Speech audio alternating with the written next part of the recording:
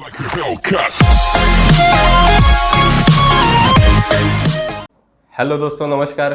कैसे हैं सभी लोग?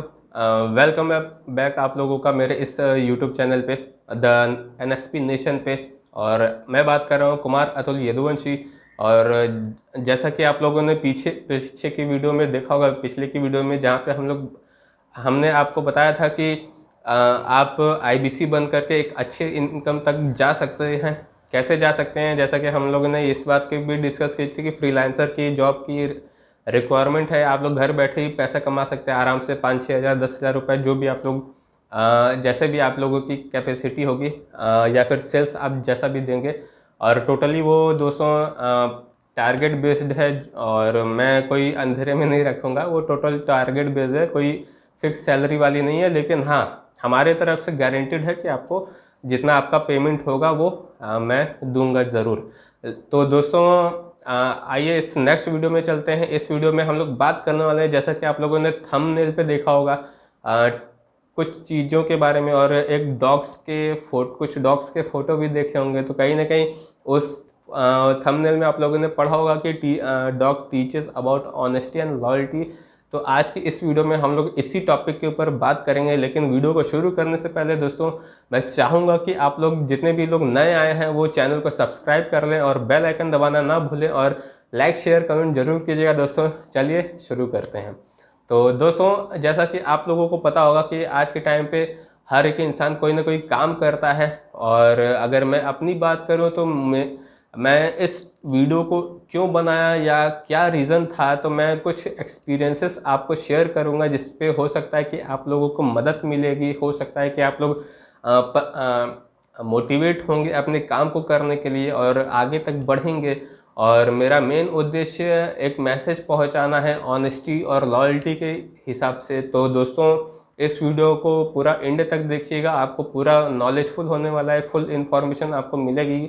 और लास्ट में एक और भी चीज़ मैं आप लोगों को बताऊंगा, जो कि हो सकता है कि आप लोगों के बेनिफिट में हो, और आप लोग वहाँ से उस चीज़ को ले करके आप अपने बिजनेस में, जॉब्स में आगे बढ़ सकते हैं। या जो लोग स्पेशली फॉर जो लोग एमएलएम बिजनेस में हैं, वो लोग काफ़ी आगे तक जा सकते हैं। उन लोगों को ये वीडियो काफ़ी हेल्पफुल करेगी। और इसके साथ साथ दोस्तों, अगर मैं बात करूँ कि क्या ऐसा हुआ था जिसके वजह से मुझे इस वीडियो को बनाना पड़ा, तो दोस्तों मैं आप लोगों को एक स्टोरी के माध्यम से समझाना चाहूँगा। जब मैं आज से कुछ महीने पहले, 3 से 4 महीने पहले, जब मैं लखनऊ में हुआ करता था, तो कहीं ना कहीं उस टाइम एक सिचुएशन हुई थी हमारे संग कि अगर देखा जाए तो जब लॉकडाउन का कंडीशन हुआ था, तो उस टाइम क्या हुआ था कि दोस्तों जितने भी स्ट्रीट डॉग्स होते थे, या फिर स्ट्रीट एनिमल्स हम बोलें तो काफ़ी बेहतर होगा, लेकिन मैं थोड़ा सा डॉग से क्लोज हूँ, तो कहीं ना कहीं मुझे थोड़े से डॉग्स अच्छे लगते हैं। तो कहीं ना कहीं उस टाइम ये था कि जब हम लोग वहाँ पे फेस कर रहे थे ये चैलेंज की, लॉकडाउन और कोरोना के चैलेंजेस, तो उस टाइम ये होता था कि भाई जितने भी लोग थे अपने अपने घर में थे। तो कहीं ना कहीं खाना वाना, और जब भी लॉकडाउन नॉर्मल सिचुएशन में होता था कि भाई जब लोग कूड़ा वगैरह फेंकते थे, या मतलब खाने फेंकते थे, तो कहीं ना कहीं वो खाना बचा खुचा जो होता था, वो जितने भी हमारे स्ट्रीट के एनिमल्स हैं वो लोग जाके खाते थे, और उनका पेट पूजा होता था। तो कहीं ना कहीं इसी चीज़ की वजह से वो लोग अपने लाइफ स्टाइल मेंटेन कर पाते थे। लेकिन जब लॉकडाउन हुआ, तो कहीं ना कहीं समझ में आया कि भाई उन जितने भी मासूम जानवर हैं, उन लोगों को ये फूड मटेरियल नहीं मिल पा रहा है, जिसके वजह से वो लोग क्या हो रहे थे कि इधर उधर भटक रहे थे। कहीं प्यास उनको लग रही थी, कहीं भूख लग रही थी, जिसके वजह से वो लोग कहीं न कहीं आगे बढ़ नहीं पा रहे थे। या फिर बोला जाए एक तरीके से, तो मतलब एक दूसरे दूजे में ही मतलब लड़ाई कर लेते थे। अब जैसा कि उनके अंदर होता है, भौंकना स्टार्ट कर देते हैं। तो एक चीज़ मैंने सीखी वहाँ पे कि भाई जब मैं खाना बनाता था, तो मेरे रूम के बाहर 3 से 4, या बोल सकते हैं कि 15-20 से डॉग्स का एक टीम आ जाता था, या झुंड बोल सकते हैं आप अपने इजी लैंग्वेज में समझने के लिए। तो कहीं ना कहीं वहाँ पे हमने एक चीज़ देखी कि भाई यार ये तो बहुत ज़्यादा भीड़ है। तो एक व्यक्ति थे जहाँ पे मैं उनके घर पे रहता था, किराए पे रेंट पे रहता था वहाँ पे। तो वो हमेशा एक कुत्ता होता था जो कि ब्लैक कलर में था, वो हमेशा उस डॉग को एक मतलब सुबह दोपहर शाम रोटी खिला दिया करते थे। तो ये मुझे बड़ी अच्छी लगी कि भाई एकदम अच्छा काम कर रहे हैं यार, ये तो एकदम सही है यार।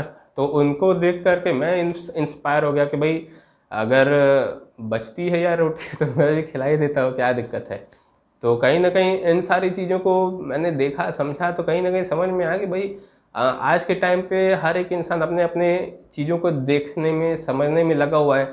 कोई भी एक व्यक्ति ऐसा नहीं सोच रहा है कि भाई अ, आज कोई भी लॉकडाउन के अंदर में हो या कोरोना के केस में अंदर में हो, कहीं भी हो, घर पे हो, तो वो अपने पेट के लिए तो पूजा कर रहे हैं, लेकिन कहीं एनिमल्स ऐसे हो जा रहे हैं जो कि मतलब उनको वो लोग नहीं देख पा रहे हैं या ध्यान नहीं दे पा रहे हैं, क्योंकि हर एक इंसान के साथ वो जेन्युइन रीज़न है जो उस एनिमल्स के संग है। लेकिन अगर कोशिश किया जाए कि एक रोटी भी आप खिलाने में सक्षम हो पाए, तो कहीं ना कहीं अगर 130 करोड़ की अगर जनसंख्या है, तो अगर 130 करोड़ की जनसंख्या एक रोटी अगर खिलाती है, तो 130 करोड़ रोटियां हर डॉग के पास चली जाएंगी, और कहीं ना कहीं जो इंसान जाने वाला था या जो जानवर जाने वाला था वो बच जाएगा।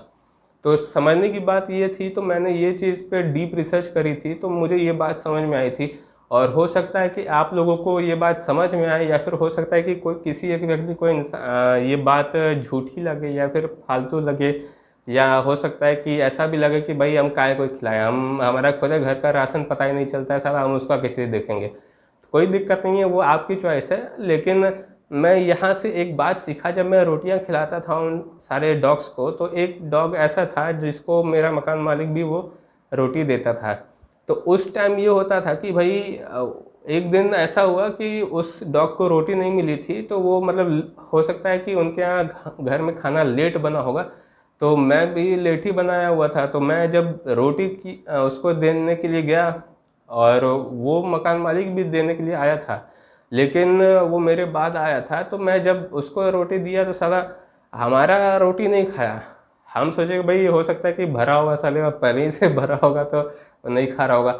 लेकिन जब दूसरी बार जब ओनर ने आकर के दिया तो खा लिया। तो मैं बोला ये कौन सा लॉजिक है, रोटी तो रोटी होती है, कोई भी दे। तो कहीं ना कहीं समझ में मुझे एक बात समझ में आई कि हो सकता है कि ये मतलब मेरे द्वारा नहीं खा रहा होगा, वो मतलब ओनर के द्वारा हो सकता है कि परमानेंटली उसका कस्टमर है तो वो खा रहा होगा। तो समझा, मैं यहीं तक था, मैं छोड़ छाड़ के मतलब फिर हट गया। फिर मैं उस कुत्ते को देखा, 10 मिनट बाद वो गायब हो गया। तो हम बोले भाई ये कुत्ता कहाँ गया। तो उसके आधे से 1 घंटे के बाद जब मैं देखा, आधे 1 घंटे नहीं बोल सकते, 15 से 20 मिनट बाद वो उस कुत्ते को लेकर के आया जिसको मैं रोटी खिलाता था, या फिर जिस मेरे माध्यम से जो 2-3 कुत्ते थे वो लोग रोटी खाते थे। तो वो उन सारे कुत्तों को लेकर के आया, और उन सारे कुत्तों को जहाँ पे मतलब जहाँ पे मैं रहता था वहाँ पे नीचे वो लोग आ गए। तो मैं बोला भाई यार ये क्या ये तो चमत्कार है, ये सब सही है यार एकदम मतलब। तो फिर मैं आगे का प्रोसेस किया कि जितने भी डॉग्स थे उन सारे लोगों को रोटियां मैंने दी।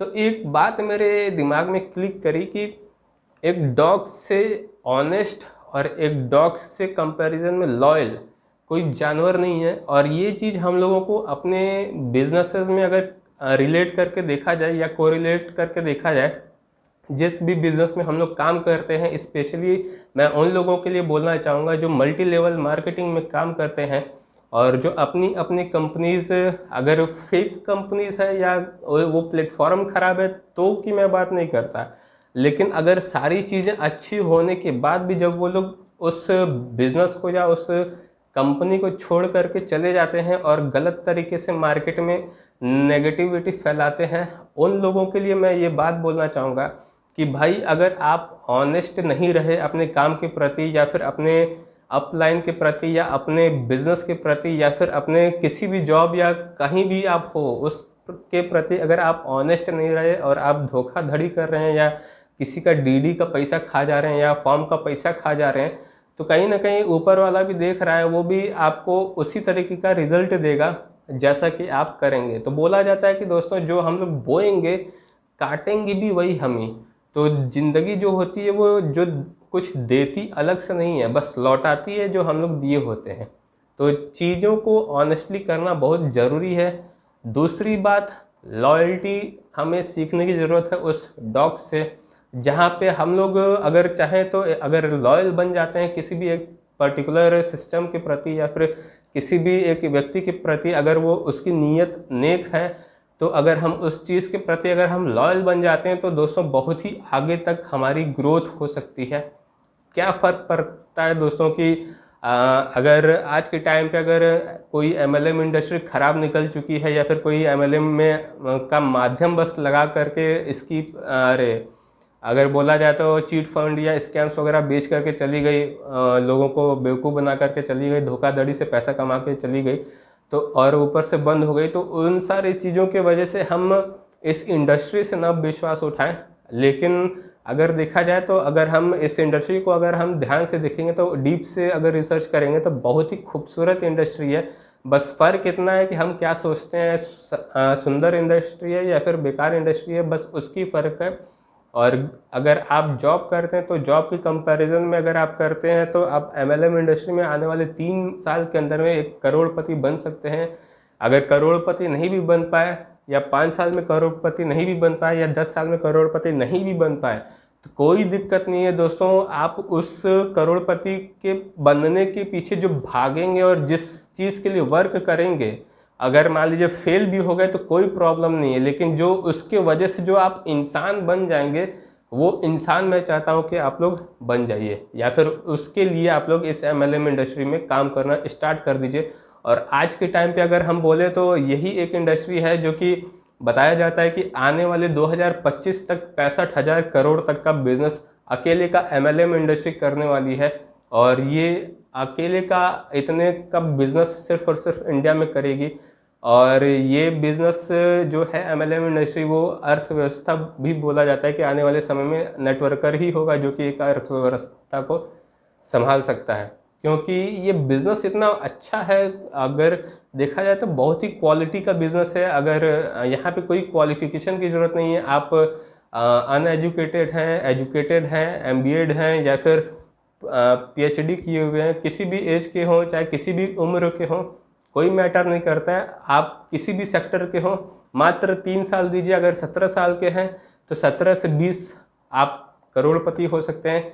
अगर आप 26-27 साल के हैं तो 27 से 30 साल तक आते आते आप बन सकते हैं। अगर आप 60 साल के भी हो चुके हैं या रिटायर्ड भी हो चुके हैं तो आप 60 से 64 साल तक 65 साल तक आते आते आप करोड़पति बन सकते हैं। बस ये फ्लेक्सिबिलिटी देता है दोस्तों ये एमएलएम का बिज़नेस, और यहाँ पे आप बहुत ही एक अच्छे इनकम तक ग्रोथ कर सकते हैं। तो चलिए दोस्तों, हमारे वीडियो के एंड तक आ गए हैं हम लोग, और यहाँ पे यहीं पे हम लोग का वीडियो एंड होता है। और आप लोगों ने इस वीडियो को इतना प्रेम पूर्वक और पूरे एंड तक देखा, उसके लिए मैं आपको दिल से गहराइयों से धन्यवाद करना चाहूँगा। और जितने भी लोग इस चैनल को सब्सक्राइब नहीं किए वो लोग इस चैनल को सब्सक्राइब कर लें और बेल आइकन ज़रूर दबा लें ताकि नेक्स्ट वीडियो आप लोगों को छूटने ना पाए। और अगर वीडियो पसंद आई हो तो लाइक शेयर कमेंट जरूर कीजिए। धन्यवाद।